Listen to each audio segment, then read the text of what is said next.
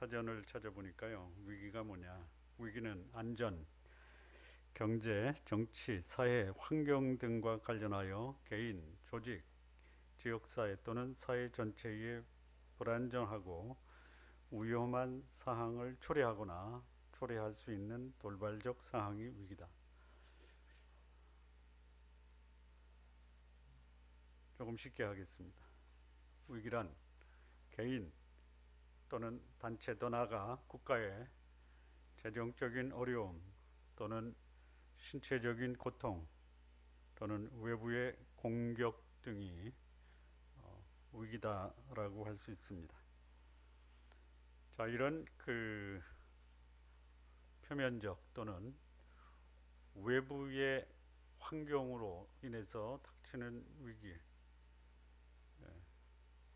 이거보다 더 큰 위기가 있는데 그 위기는 뭐냐면 자신에게 또는 자신이 속한 공동체에게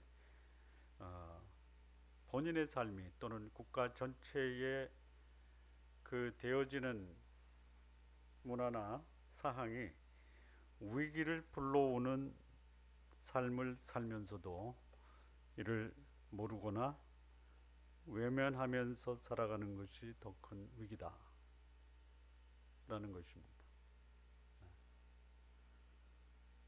외부의 침략으로 나라가 망합니다. 그러나 망하기 전에 망하는 상황이 그 나라 안에 벌어지고 있습니다. 기업이 파산할 때 재정적인 곤란으로 기업이 파산하지만 재정적인 파산이 오는 기업의 문화라든지 기업의 경영에 상당한 문제가 있기 때문에 그런 위기가 오는데, 위기 자체는 당황하고 불안하지만 위기를 불러오는 자신의 삶에 대해서 그것을 그냥 방치하고 있다라는 것이 놀라운 일입니다. 안 놀라시는 것 같아. 공부 안 하고 대학을 가겠다, 이거 모르고 있죠. 그 위기입니다. 네.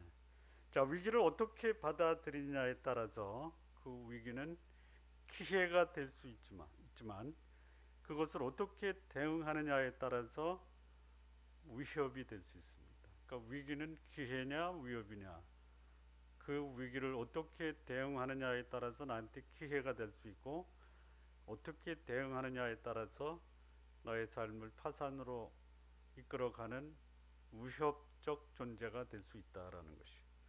자, 지혜로운 사람, 지혜로운 사람. 이 사람은요, 가고지향적으로 왜라는 질문을 던지지 않습니다. 왜 그랬어? 이런 질문을 하지 않습니다. 왜냐?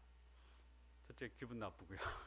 아무런 도움이 안 됩니다. 물론 자기를 성찰한다라는 차원에서 그 원인이 뭘까라고 성찰하는 것은 좋지만, 신문하듯이 그 사람을 과거지향적으로 몰아간다. 그래서 그 원인을 밝혀내면 치유하는 것이 아니라 벌 주려고 하는 것입니다. 과거지향적인 것. 자, 그러면 어떻게 해야 되느냐? 미래지향적으로 해야 되는데요. 미래지향적인 질문은 뭡니까? 과거지향적인 질문이 왜라고 한다면 미래지향적인 질문은 어떻게 시작할까요? 어떻게로 합니다. 네. 어떻게로 합니다. 문제가 있을 때 왜 그랬어? 이거는 뭐 나쁠 건 없지만 별로 그 질문 자체가 질문을 듣는 사람에게 별로입니다. 별로. 근데 이거 앞으로 우리가 어떻게 풀면, 어떻게 해결하면 이 문제가 풀어질 수 있을까라고 하는 것이 미래지향적인 질문이고 지혜로운 사람입니다. 자, 어쩔 수 없는 것, 어쩔 수 없는 것, 어떻게 해야 됩니까? 제 말 알아들어요? 어쩔 수 없습니다. 소위 물이 엎질러졌습니다. 어떻게 해야죠? 예? 어쩔 수 없는 것은요, 어쩔 수 없어요. 근데 그거를 어쩔 수 없는데 막 어쩌려고 하는 거예요. 어쩔 수 없는 것을 어쩌려고 하면 그건 뭐예요? 예?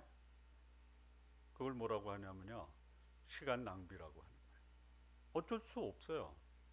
근데 이걸 어쩔 수 없는 걸 가지고 붙들고 그냥 거기 자기 인생을 걸고 끌탕하고 마음고생하고, 이거 소용 있습니까? 지혜로우신 성도 여러분, 말씀해 보십시오.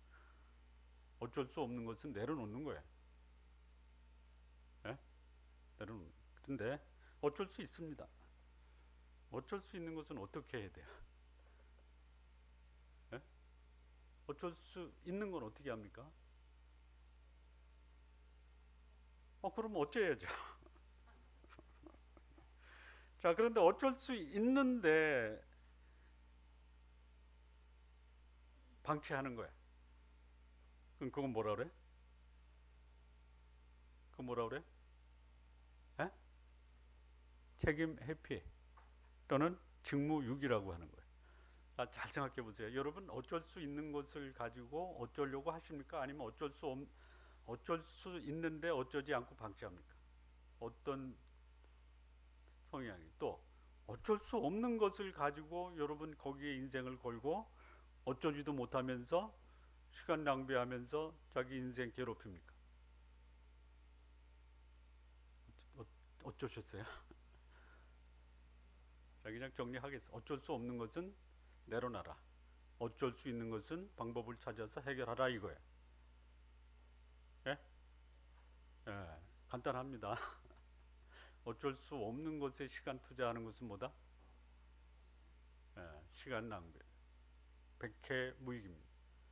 어쩔 수 있다면은 어쩌시기 바랍니다. 반드시 해결하시기 바랍니다.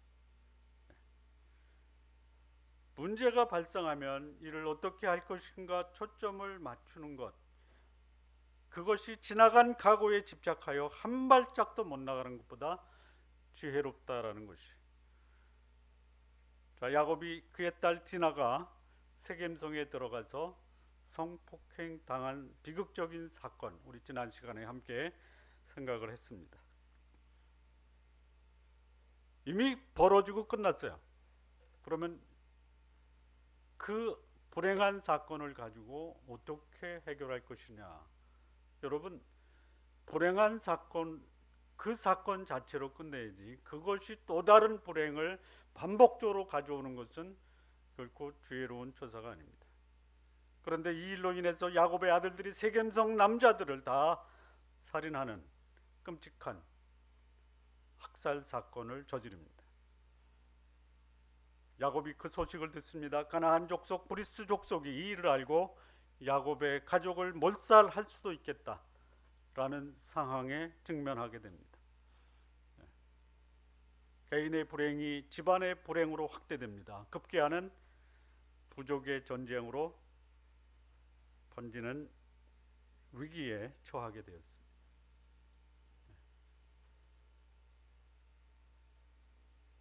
자, 개인적으로 저는 이렇게 기대를 합니다. 우리 성도님들에게 불행이 좀 피해 갔으면 좋겠다. 예. 제가 그렇게 개인적으로 기대해도 괜찮지 않습니까? 제 기대대로 여러분들에게 불행이 안 생겼으면 좋겠습니다. 좋겠습니다. 근데 여러분에게 불행이 피해 갑니까? 아닙니까? 제가 기대하는 거 기대하지 마시기 바랍니다. 그러나 저는 계속 기도할 겁니다. 그래도 불행은 누구도, 그가 하나님의 사람이라 하더라도 불행은 피해가지 않는다. 그러나 피할 수만 있다면 잘 극복하는 것이 지혜로운 사람입니다. 자, 이 불행이 왜 생기느냐? 전혀 예고치 못한 불행이 올 수도 있지만, 그러나 지난 시간에 말씀드린 대로 이 불행이 불행에 대비한 사전 예방이 없기 때문에 발생하는 경우가 있고요. 또 하나, 이 불행이 악순환 쪽으로 벌어지는 이유는 불행에 대한 대응 방법이 감정적이고 보복적인 대응으로 인해서 결국 자신과 가족 전체에 비극적인 상황을 몰아올 수 있다라는 것이. 여러분, 불행 자체가 누구도 피할 수 없지만요, 불행을 어떻게 대응하느냐, 그건 제목입니다. 내가 불행한 사건을 어떻게 대응하느냐에 따라서 이 불행이 더 커질 수 있고, 불행이 오히려 축복의 기회로 반전될 수도 있다라는 것이. 자, 문제, 이 야곱의 집안에서 벌어진 이미 돌이킬 수 없고 번복할 수 없는 지나간 과거의 사건이 되어버렸습니다. 앞으로 어떻게 대응할 것이냐, 이게 문제입니다. 그리고 그 대응의 방법, 다시 말하면 문제에 대한 답안 작성은 우리들에게 남겨진 몫입니다. 여러분, 잘못해놓고 가장 큰 축복은 뭐냐? 용서입니다. 그런데요, 잘못으로 인해서 겪어야 할 벌이 있다면 그것도 피하지 마십시오. 여러분, 잘못해놓고 피할 수 있다라고 하면요, 이거는 진짜 더 큰 위기와 문제입니다.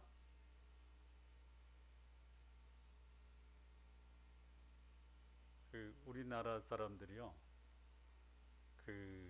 전통적으로 옛날서부터 이 참 고질적인 병폐 중에 하나가 뭐냐면 한입니다. 한이 왜 생긴 거예요? 억울해서 생긴 거예요. 억울해서. 근데 이게 악순환 쪽으로 반복하죠. 제가 언젠가 말씀 중에 이런 얘기를 했습니다. 한국과 일본의 백성의 의식 수준 또는 성품 지수를 따져보면 한국이 일본의 한 100분의 1 정도밖에 안 됩니다. 그 이유가 뭐냐? 한국에는 억울한 사람이 많아서 보복을 해야 돼요. 무고죄요. 무고죄. 있죠? 무고죄. 잘못한 사람이 없는데 저 사람 잘못했다라고 고발했는데 그게 무고죄로 고발한 사람이 잘못된 거. 요거 무고죄입니다. 제가 정확히 기억은 안 나지만 대충 이것입니다. 한국은 연간인가 일본에 비해서요 한 4,000배가 높대요. 억울한 거예요. 위증죄 있죠, 위증죄. 요거 한 2,000배 된대요. 사기죄 있죠, 요건 한 30배 돼요. 제가 그냥 대충 하는 겁니다. 정확한 숫자는 기억이 안 나서. 잘못하면 벌을 받아야지 안정이 되는 거예요. 잘못했는데 피하고 속이고 변명하고 그래서 돈 쓰고 빠져나가고 그럼 이거 악순환 쪽으로 계속 돌아가는 거예요. 누가 피해를 보는 거예요? 약한 자가 피해를 보는 거예요. 여러분, 잘못했을 때요 봐달라고 하지 마십시오. 무슨 말씀인지 아시죠? 잘못하면요 벌 받으세요.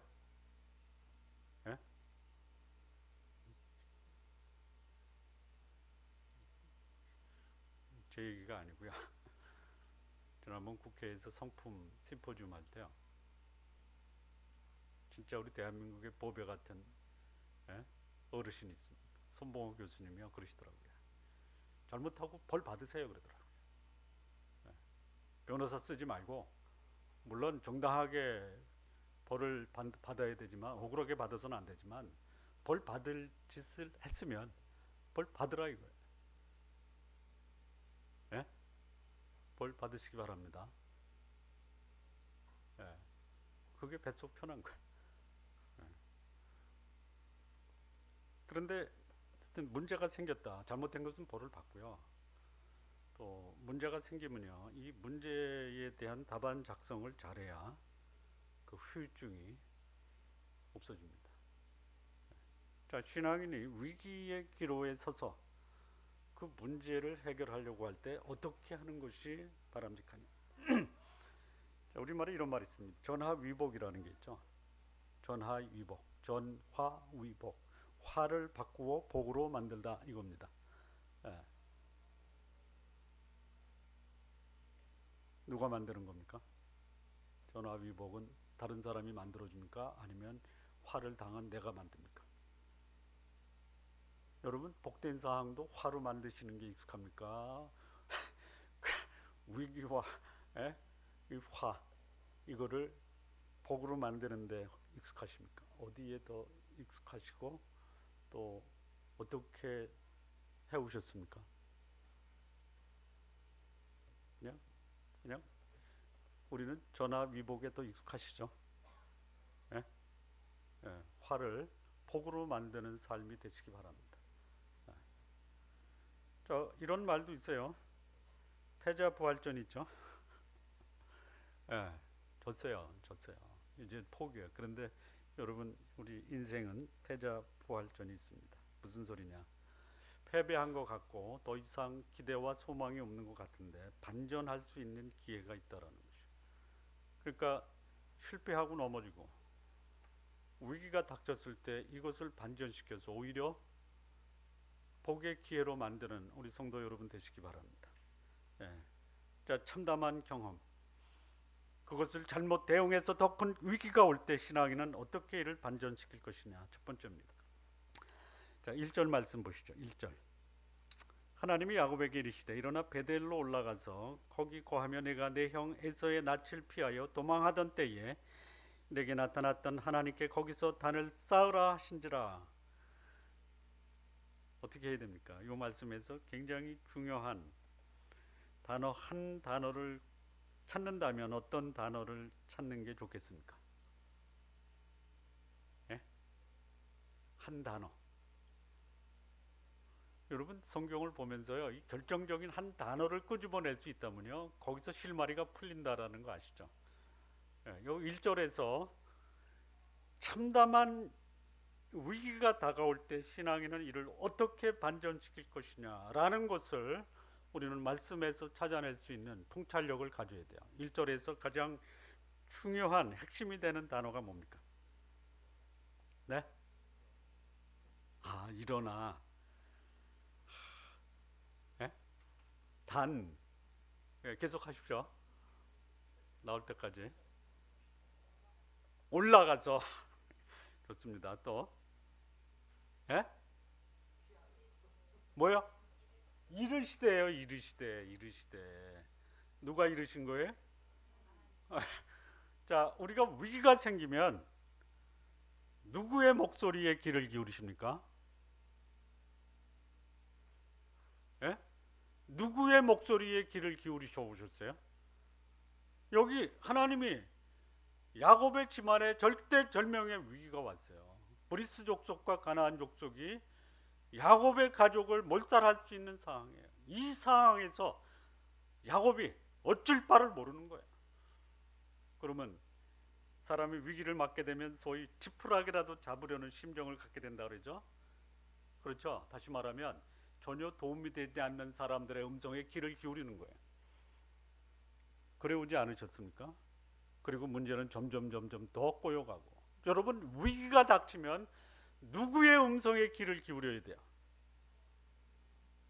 누구의 음성에 귀를 기울여야 되냐면요, 그 위기를 해결할 수 있는 분의 음성에 귀를 기울여야 돼요. 도움이 안 되는 사람들, 도움이 안 되는 내 자신의 그 불평과 원망의 소리에 귀를 기울이고 그렇게 문제를 해결하면요, 문제가 더 커지는 거예요. 여러분, 위기의 상황에서 하나님의 음성에 귀를 기울이십시오. 신앙인에게도 위기는 다가옵니다. 이럴 때 전혀 도움을 줄 수 없는 사람 찾아다니며 하소연하거나 애원하려고 하는 경향이 많아요.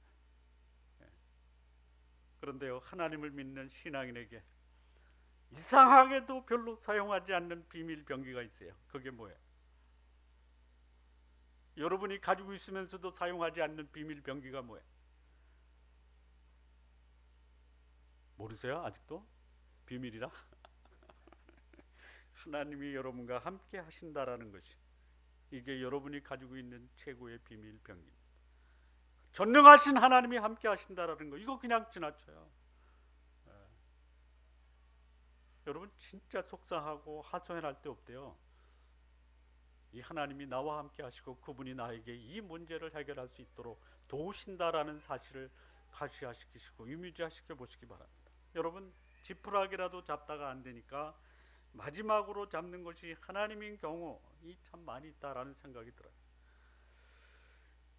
이 기업하는 사람들 자신의 무지와 거만, 이 사실 기업하는 사람들이 돈 벌 때요, 내가 하는 것은 다 돈이 된다, 벌려요. 벌립니다. 내가 하는 건 다 된다. 여러분 돈 잘 버는 사람이 그 사람이 하는 건 다 잘 됩니까? 예? 그렇게 일을 벌리다가 망하는 거야. 그걸 무지와 거만이라고 하는 것이. 그런데요, 이 기업이 침몰하면 은행 찾아가서 돈 빌려가지고 메꾸려고 합니다. 조금 괜찮은 회사는 컨설팅 회사의 자문을 받아봐요. 여러분 컨설팅 회사의 자문을 받아보는 것은요, 신중을 기해야 됩니다. 안 받아보는 것보다 못할 수도 있어요. 왜 그러냐면요, 컨설팅 회사는요, 통계를 가지고 통계적인 해답을 줍니다. 그게 그 회사에 적용이 되면 괜찮지만 안 되는 경우가 많아요. 컨설팅 회사는요, 컨설팅이 뭐냐, 한마디로 말하면 해답을 주지만 책임은 안 진다. 그리고 돈은 엄청 챙긴다.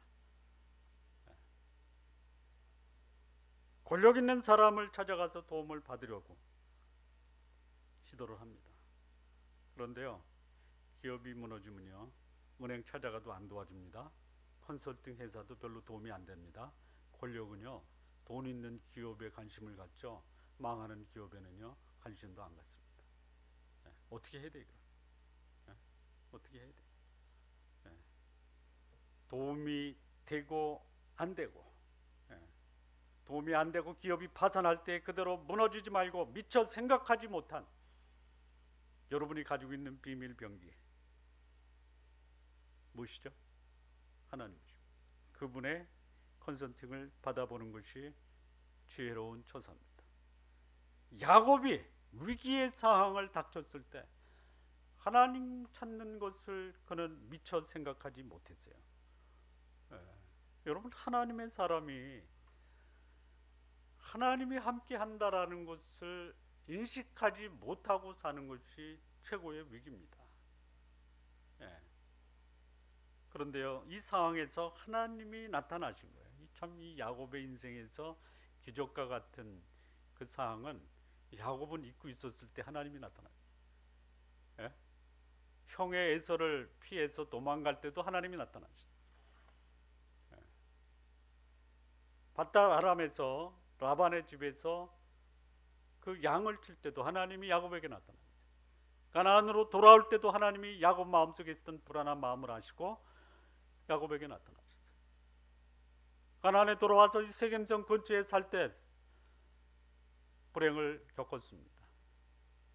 그야말로 일촉즉발, 가족이 몰살당하는 상황에서 야곱은 어쩔 바를 몰랐어요. 그때 하나님이 야곱에게 이르신 거예요. 하나님을 옆에 두고도 하나님을 외면하시는 신앙인들, 위기를 극복할 수가 없습니다.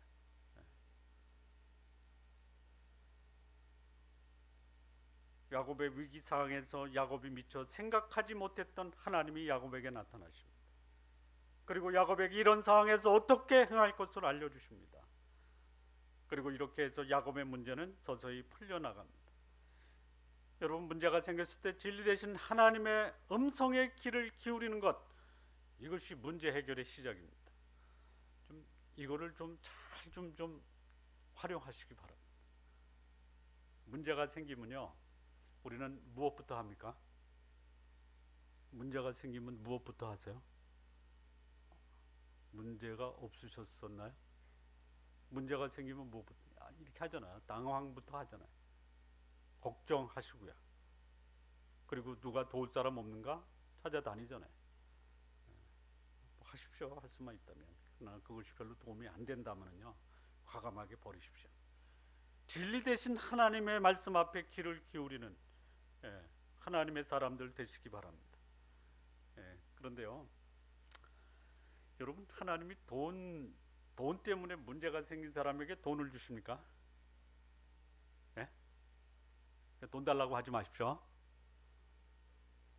여러분, 입시를 앞두고 있는 학생에게 하나님 저 합격시켜 주십시오. 합격시켜 주십니까? 근데 그렇게 하잖아요. 우리 딸 이번에 꼭 합격시켜 주십시오. 이렇게 기도하지 않습니까?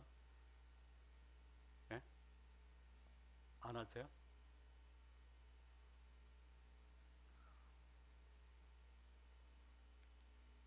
하나님은요, 기도 응답하십니다. 뭐 돈을 준다, 합격시켜 준다, 뭐 이런 응답 안 하십니다. 어떤 응답을 하세요? 어떤 응답하세요? 그러니까 앞으로 그런 기도 하지 마십시오. 하나님 합격시켜 주시옵소서 하지 마십시오. 제가 오늘 고3 수험생들을 위해서 기도할 때 어떻게 기도했습니까? 우리가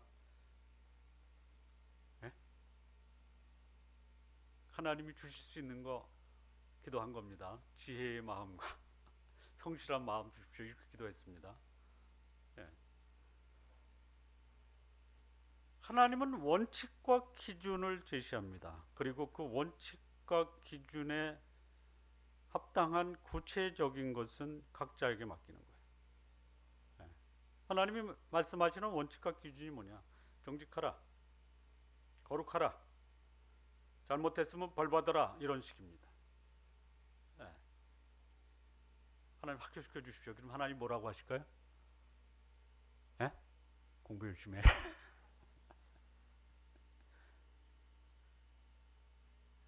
하나님 이번 좀 잘 보게 해주세요. 잘 보게 해주세요. 이렇게 기도하면 하나님 뭐라고 하실까요? 밤새서 공부해. 그러면요, 밤새서 공부하게 되는 거예요. 그러면 결과가 뭐예요? 합격하는 거예요. 공부는 안 하고 합격시켜 주십시오. 그럼 하나님 뭐라 그래요? 나 합격시켜 주고 싶은데 네 성적 가지고 합격시키면 내가 쪽팔려서 안 돼.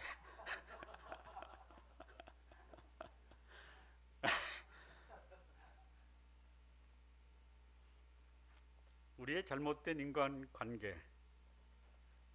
인간관계가 잘못됐다면요, 이거 풀어야 됩니다. 우리가 풀어야 돼요. 우리가 잘못은 내가 저질러 놓고 다른 사람한테 풀려고 하면요, 안 풀리는 거예요. 그런 인간관계가 잘못된 원인이 하나님의 뜻에 어긋난 삶으로 인해서 생긴 것이라면 그것부터 풀어야 돼요. 하나님과의 관계가 원만하면요, 하나님은 인간관계도 원만하게 해주시는 분이십니다. 자, 하나님, 제가 저 사람이 잘못했군요. 제가 회개합니다. 그럼 하나님 뭐라고 하실까요? 그래? 알았어. 그럼 너 가만히 있어. 내가 저 사람 마음 감동시켜. 이렇게 하십니까? 아니면 하나님, 제가 잘못했습니다. 저 사람한테 제가 죄를 졌습니다.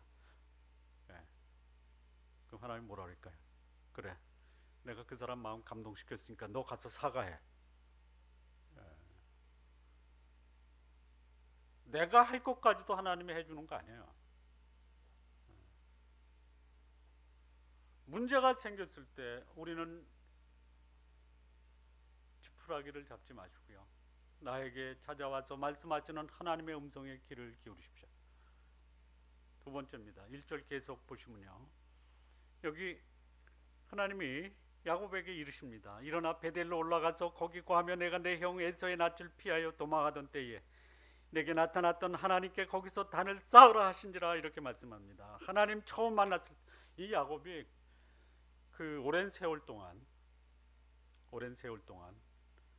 하나님에 대해서 들었어요.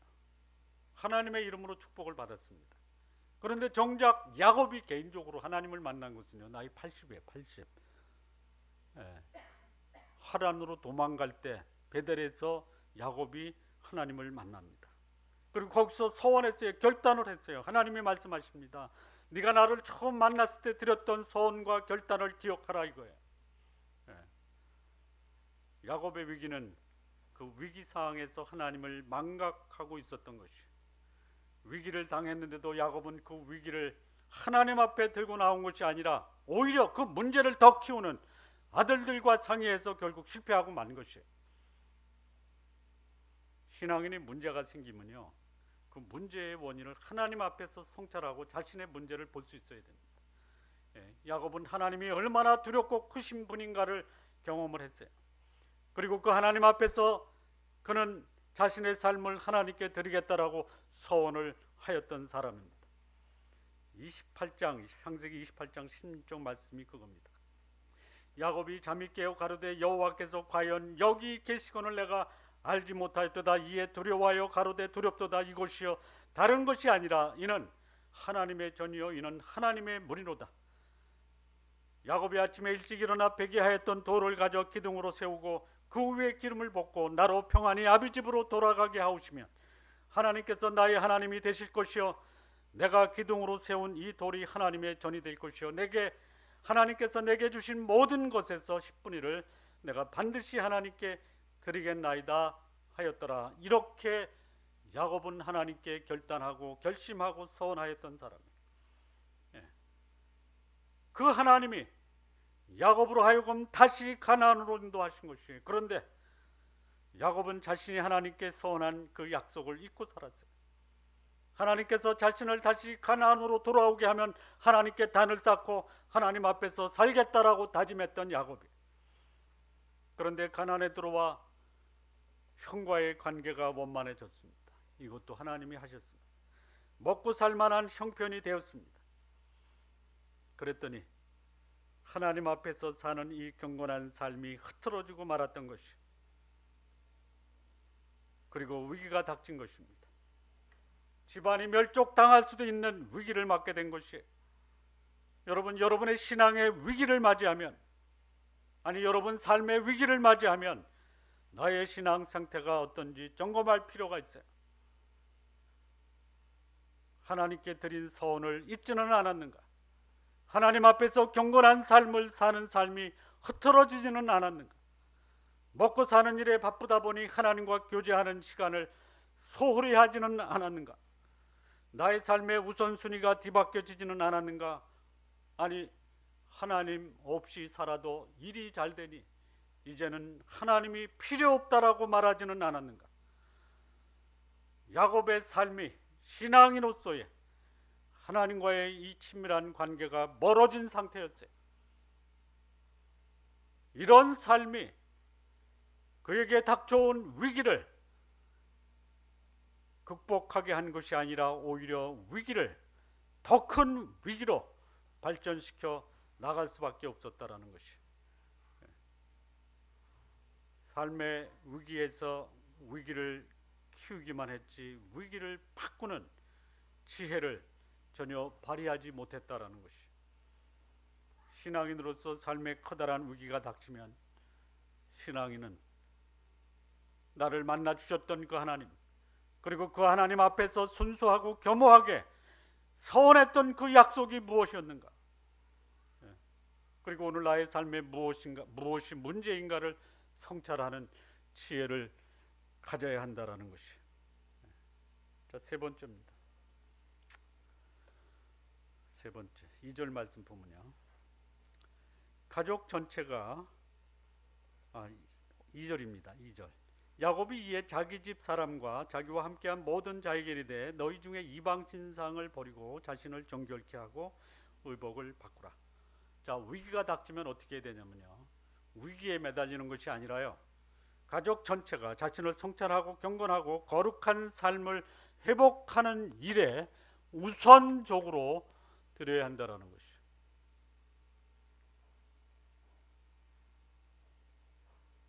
자기의 삶에 문제가 되는 하나님 앞에서 경건치 못한 거 그대로 방치하고 문제 해결하는 것은요, 그냥 시한폭탄을 가지고 있고 그냥 봉합하는 거나 똑같은 겁니다.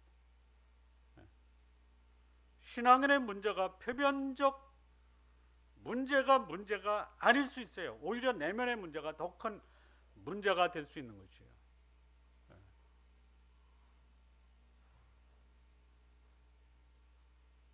아프다고 소화제 먹을 수도 있지만요, 뱃속에 다른 문제가 있으면요 소화제 가지고 안 된다. 자, 사업이 실패했다, 사고가 발생했다, 집안에 우환이 생겼다, 이거 틀림없이 심각한 문제입니다. 그래서 이 표면적인 문제만 해결하면 문제가 해결되느냐? 그 한때 굉장한 선풍을 일으켰던 책이 있습니다.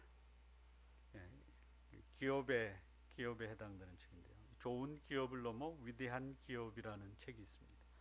영어로는 더 간단합니다. Good to Great라는 책. 짐 콜린스라고 하는 스탠포드 교수가 쓴 책인데요. 이분이 이 책을 쓴 다음에 한 7, 8년 지났는데요. 그 Good to Great의 후속편을 썼습니다. 그 후속은 뭐냐면 How the Mighty Fall 이렇게 돼 있어요. 어떻게 위대한 기업이 fall 무너지는가. 네. 좋은 기업이 위대한 기업이 됐어요. 근데 위대한 기업이 한 7년 지나니까 펄싹 망했어요. 뭘까요? 이유가 뭘까요? 위대한 기업의 조건이 뭐냐? 기업의 최고 경영자의 겸허한 마음과 기업의 본질에 충실하는 것이다. 이게 핵심이었습니다. 겸허한 마음과 업의 본질을 추구하는 것이에요. 네. 이게 위대한 기업, 이게 위대한 사람의 공통점입니다.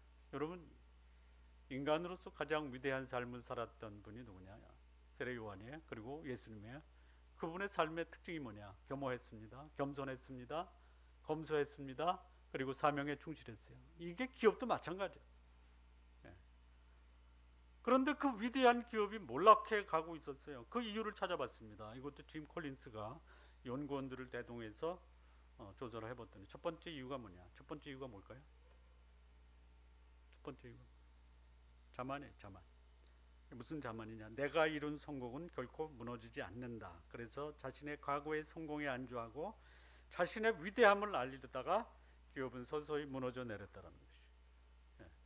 신앙인에게 생긴 문제가 표면적인 문제, 돈이 없다, 병이 들었다, 이 문제로 끝나는 것이 아니라 거룩함의 상실, 하나님보다 자신이 성취한 성취에 안주하는 이 자만심이 우리 인생에 커다란 위기를 가져올 수 있다는 것이죠.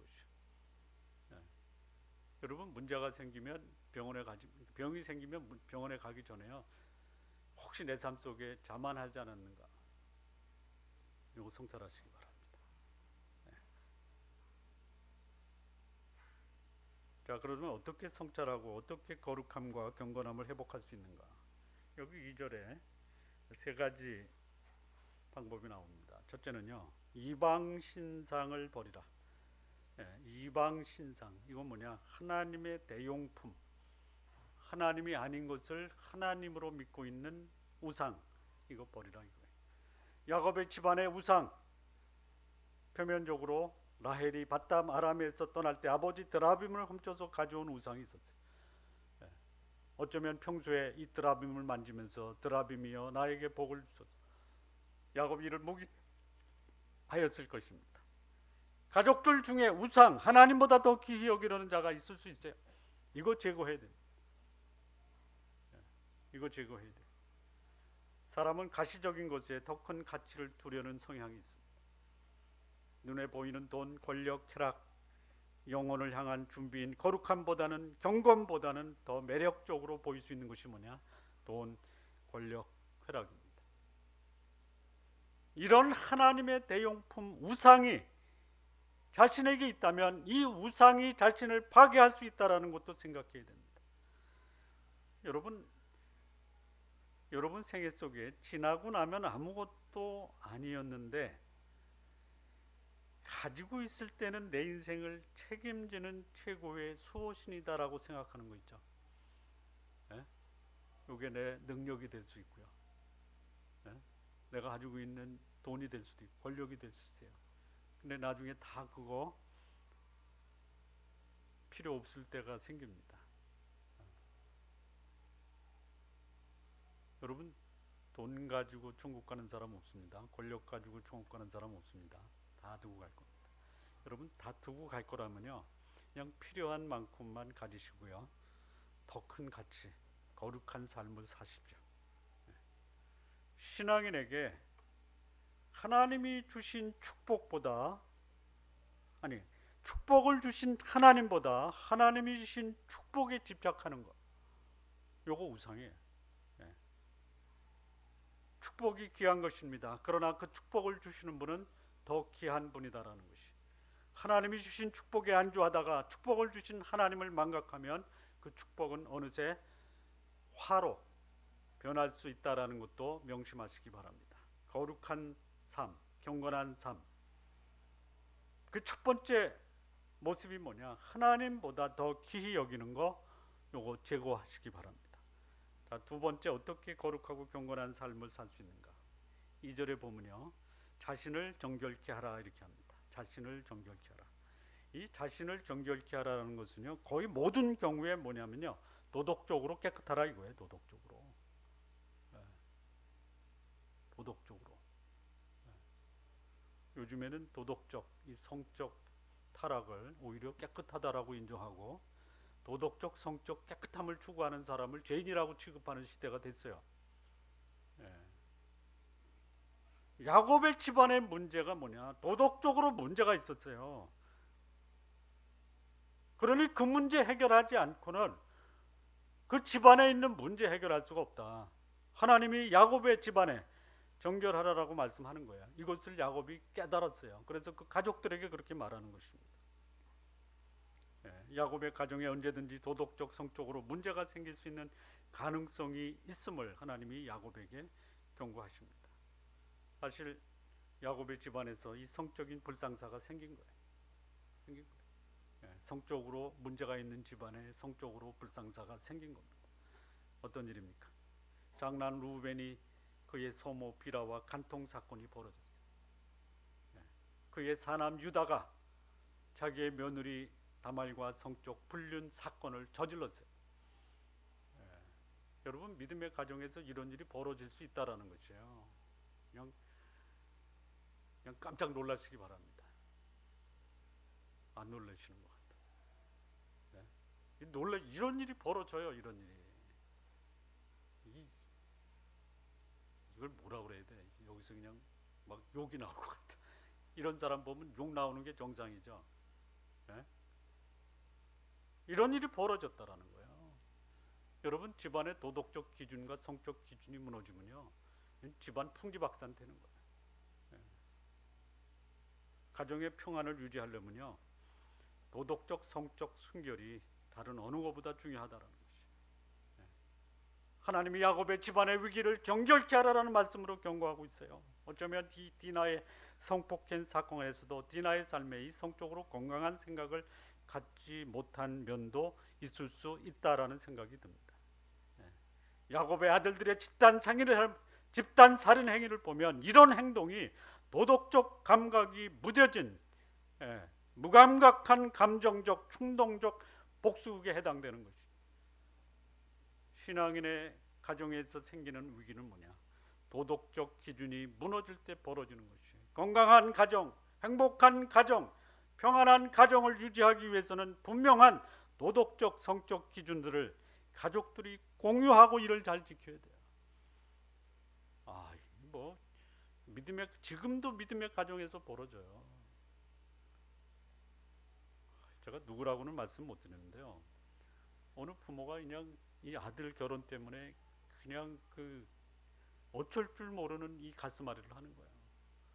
이제 이렇게 대충 들어보니까 아들이 결혼을 했어요. 미스 코리아하고. 미국에 유학을 갔어요. 근데 자기 아들한테 이 자기 와이프가 3번 불륜 저지르는 것을 발각이 됐어요. 이혼하려고 했더니 그 부인이 이혼을 안 해준대요. 그리고 그 아버지가 와서 내 딸이 언제 불륜을 저질렀냐, 다른 남자하고 키스 3번밖에 안 했는데, 이렇게 얘기하는 거예요.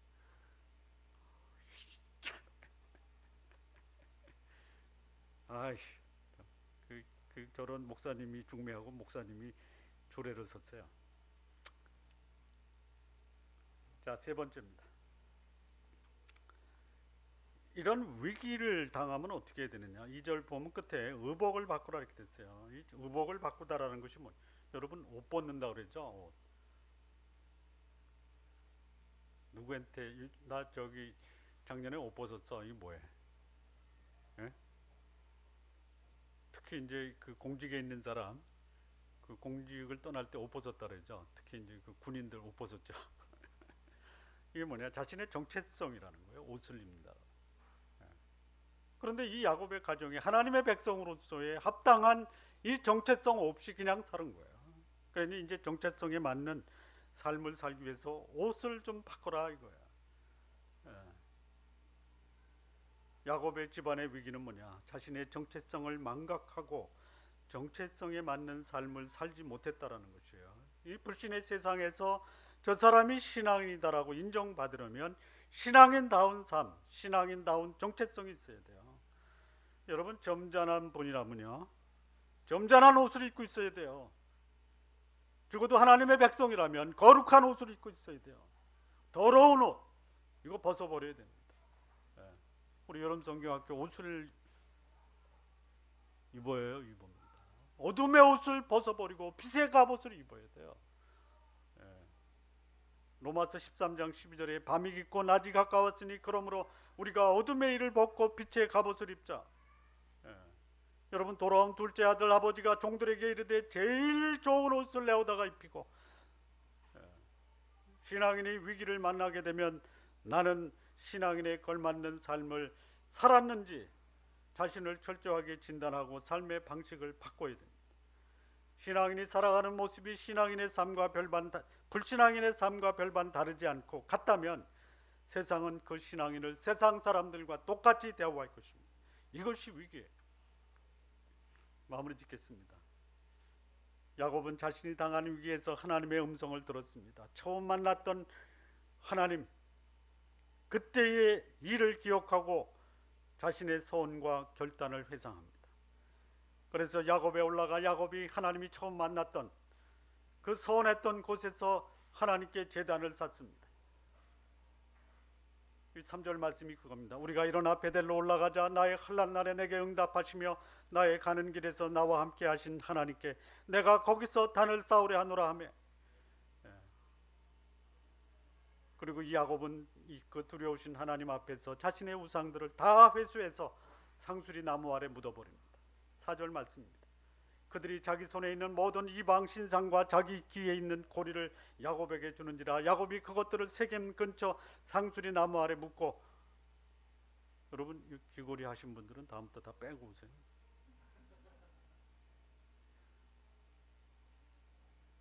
하신 분 계시나? 없어요.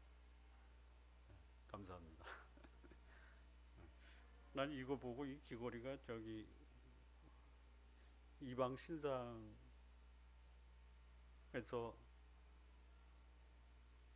온 것인가라고 생각을 하고 있습니다. 빼십시오.